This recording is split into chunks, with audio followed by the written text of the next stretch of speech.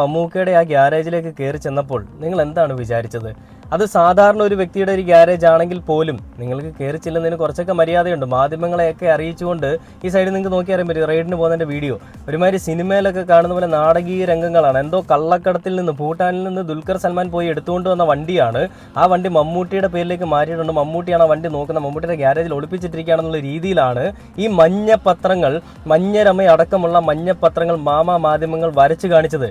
എന്ത് ചെറ്റത്തരമാണോ താനൊക്കെ കാണിക്കുന്നത്? എന്തെങ്കിലും കഴമ്പുള്ളൊരു കാര്യമാണോ നീയൊക്കെ കാണിച്ചു വെച്ചിരിക്കുന്നത്? അദ്ദേഹത്തിൻ്റെ ഒരു പ്രതിച്ഛായ, അദ്ദേഹം എന്ന് പറയുന്ന വ്യക്തി ഉണ്ടാക്കി വെച്ചിരിക്കുന്ന എല്ലാ ഇമേജും തകർക്കാനായിട്ട് ഈ ഒരു കാരണമാണോ നിങ്ങൾ കണ്ടെത്തിയത്? എന്നാൽ അതെങ്ങും വില പോകാൻ പോകുന്നില്ല. നിങ്ങളുടെ കൂട്ടത്തിലൊരു പ്രതിനിധി നിങ്ങളുടെ കൊള്ളരുതായ്മ കാരണം മരണമടഞ്ഞിട്ടുണ്ടെങ്കിൽ ആ കേസ് വേണ്ട രീതിയിൽ അന്വേഷിക്കേണ്ടതിന് പകരം അത് മറ്റുള്ളവരുടെ തലയിലേക്ക് അടിച്ചേൽപ്പിക്കാൻ ശ്രമിക്കുകയും ആ കേസ് മറയ്ക്കാനായിട്ട് മറ്റുള്ള സമൂഹത്തിൽ വലിയ ഉന്നതരായിട്ട് നിൽക്കുന്ന, അല്ലെങ്കിൽ സമൂഹത്തിൽ ഒരുപാട് ആളുകൾക്കിടയിൽ ഒരു സ്വീകാര്യതയുള്ള വ്യക്തികളെ ഇങ്ങനെ കരിവാരി തേക്കുമ്പോൾ നിങ്ങൾക്ക്